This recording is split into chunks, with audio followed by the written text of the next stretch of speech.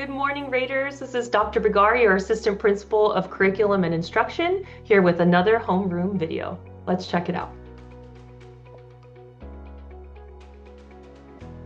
Some topics we'll cover today are CAASPP in April, checking our library fees, attendance and cell phone policies, and keeping campus clean. Before we dive into our topics, remember that all Raters have access to paper tutoring through Clever. It is a 24/7 tutoring service, and you just log into Clever, search for the paper app, and follow the steps that pop up. So, what is CAASPP? CAASPP stands for California Assessment of Student Performance and Progress. And the point of CAASPP is to make sure that we have a uniting baseline across the state of California. It measures how students in California are learning the rigorous academic standards, and it prepares you for college, career, and beyond. And it also provides information to educators to support student achievement, identify any skill gaps for early support, and then just track your progress over time. This year at Rowland, we are doing our best to educate everyone about what CAASPP is, since it happens every April. All of your classes lead you to this moment, and so we want to give as much transparency about what the test includes, what it affects, and how to best prepare for it. And really just answer the question of why do we take this test at all? Why is it worth our time? So who takes the CAASPP test? Well, there are two different CAASPP tests. There's the SBAC, which stands for the Smarter Balance Assessment Consortium, which is for ELA and math, and that is taken by juniors or 11th graders. And then there's also the CAST test, C-A-S-T, which stands for California Science Test, and this is to be confirmed, but usually for grades 10, 11, and 12, or anyone who has not yet taken the CAST in high school, excluding freshmen. Just for a little overview of what each test measures, for the ELA SBAC, so English Language Arts, it measures reading, writing, research and inquiry, and listening. For Math SBAC, it measures Algebra 1, Algebra 2, and geometry skills based on modeling and data analysis, concepts and procedures, communicating reasoning, and problem solving. And the Science CAST test measures questions in the three domains: physical science, life science, and then the earth and space sciences. Some frequently asked questions about the CAASPP are, what is the format? How am I scored? And what is the maximum score I can get? So the format, most of it is CAT, or Computer Adaptive Test, where it customizes the questions based on you. And that includes multiple choice, multi-select, where there's more than one correct answer, technology-enhanced questions where you interact via drag and drop, highlighting, or filling in the blank. And then the Math SBAC has constructed response, where you type in your answer or numerical response, similar to what you do on Google Forms. Then there's a performance component, which is not adaptive, and it's focused on reading and analysis for ELA and problem solving for math. And then as far as scoring, they do something that's called a scaled scoring. You have a raw score, which is the number of questions you answered correctly. Then there's a process called equating, where it accounts for the difficulty of the questions since they're customized. And then there's a conversion of the raw score to a scaled score based on that. And to answer what the maximum score is, for the SBAC, for both ELA and math, the maximum score is technically 3,000, though 2,900 is usually the top score. So in order to be considered to have met the standard or have passed the test, for ELA SBAC, you need to score within 2,583 and 2,681 points. For the Math SBAC, you need to score 2,628 to 2,717. And for the CAST test, which has a different maximum of 650, you need to score a 615 to 635 in order to meet the standard. And just in case you're interested and want to look up this video later on, here are the different score charts for the SBAC for ELA and math. And then here's also the ones for the CAST test, since they are different. So CASPP has a few direct effects on students. One of which is that it's a college readiness indicator. So your scores can help you skip the placement test for English and math at California State Universities and community colleges, and that saves you both time and money.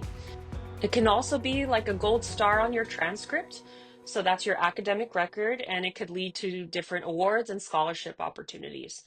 It's an individualized score report so you can track your progress, and we're going to plan some incentives with ASB that are in the moment prizes and a potentially fun event during the beginning of senior year, but that is TBD.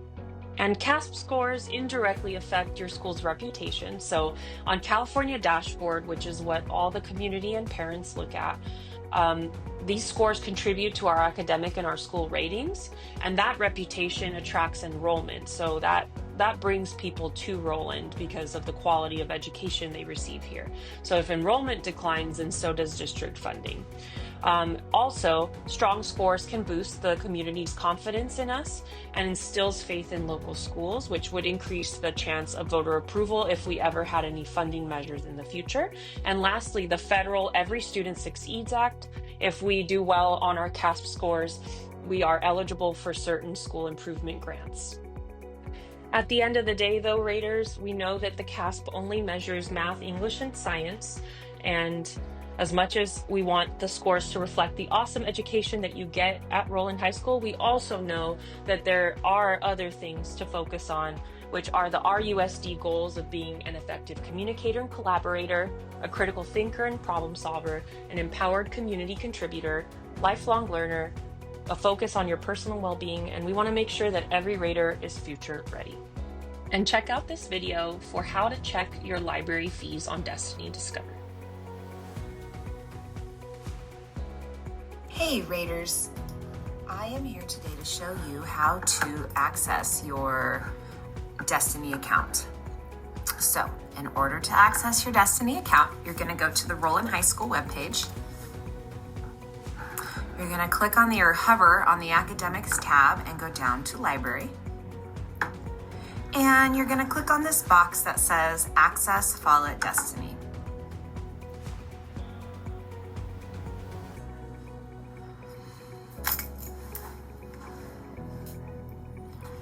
Once you're here, you have been sent to our library catalog. This is where we catalog all of our books and things. But if you log in with your school Google account, you'll be able to see everything that you have checked out to you currently, textbooks, Chromebooks, and library books, as well as any fines you may have. You can also see all of your library history, and if you've been here since kindergarten and Rowland Unified, you'll be able to see all of it. So here's my checkouts. Currently, all I have is just my technology. I have my fines over here. I have no fines currently. I did a month ago, but I turned everything in. Once you turn in all your overdue materials, textbooks, Chromebooks, library books, your fines go away. We do not charge any late fees or anything like that. The only time you would be charged is if there's damage to a textbook, a library book, or a Chromebook, and those fees vary. You can find more information on the library webpage under textbook, Chromebook. So here we go. Here is our stuff that you can check all your account things. And then now we know when we owe fees and fines. Thank you to Ms. Rezga for that awesome video, and please, please, please, raters, check your fees. It should not be a surprise to anyone at the end of the school year, and if you need any assistance, please go to the library website or ask any of the librarians. And this brings us to our third topic, attendance. Make sure if you're absent, you have your parent or guardian call or send a note on the day that you return. And if the absence isn't cleared within 3 school days, it is considered what is called unexcused. And if you go to the doctor, please bring a doctor's note so it can be marked as medical rather than illness. And a gentle reminder, raters, it is your obligation to stay at school throughout the school day, except when cleared by a parent or guardian through the attendance office. You must go through the attendance office in order to exit the campus. Then, as we know, tardiness is a disruption of the educational process, so make sure that you are in class and on time so that there's no negative impacts on your learning process. And lastly, a student is considered to be chronically absent if the number of absences exceeds 10% of the days of enrollment. And here's a little cheat sheet of the different absence codes that you'll see on ARIES. Make sure that you come to school because excellent attendance gives you the best chance of success. And now with your latest update on cell phones. RUSD is forming a new cell phone policy coming soon based on the changes in the California law. We'll hopefully have a district policy by July 1st so that we can implement it in 2026 and 2027 school year. Our school district is working really hard to get feedback from all the levels of stakeholders, so that's parents, students, staff, and community. And for now, what we aim to do is minimize distractions and promote your overall well-being. And I just wanted to give you some facts from ChatGPT. I found some of the most convincing research facts that are out there. The first and foremost is that multitasking is a myth. Stanford University tells us that people who multitask frequently perform worse on cognitive tasks as their brains struggle to filter out irrelevant information and switch between tasks effectively. We also show a decrease in academic performance, which is a 17% lower grade on tests for those that had their phones out during class than those who didn't, because of that, I'm sure, multitasking rule. Then also high phone use leads to a higher level of anxiety and depression among teens, as well as reduced social skills and ability to read other people's emotions. And there's an overall negative impact on sleep. Teenagers who use their phones late at night are 40% more likely to suffer from sleep deprivation, leading to poor concentration and lower grades, and that is the National Sleep Foundation. And the last fact I'll give you is cell phone addiction is really a dopamine addiction. In this study by Common Sense Media, over 50% of teens feel they're addicted to their cell phones, and 78% check their devices at least once an hour, even if they don't receive a notification. And studies show that smartphone use triggers the same dopamine pathways in the brain as drug addiction, leading to compulsive use.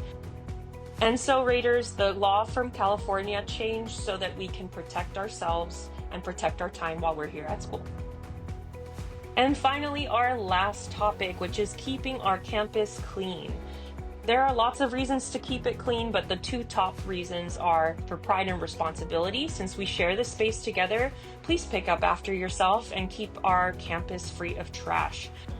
And another compelling reason is that the environment has a direct impact on students' mental state and their overall academic performance. Clean environments lead to increase in focus and minimize subconscious stress. And I'm sure some of you are saying, Dr. Bigar, we don't have a problem with trash on our campus. Here are some actual photos of some of the trash that's left behind. I know that we can do better, so let's be better. Okay, Raters, that's it for today's homeroom video. I wish you all an awesome week of fun and learning. Later, Raters.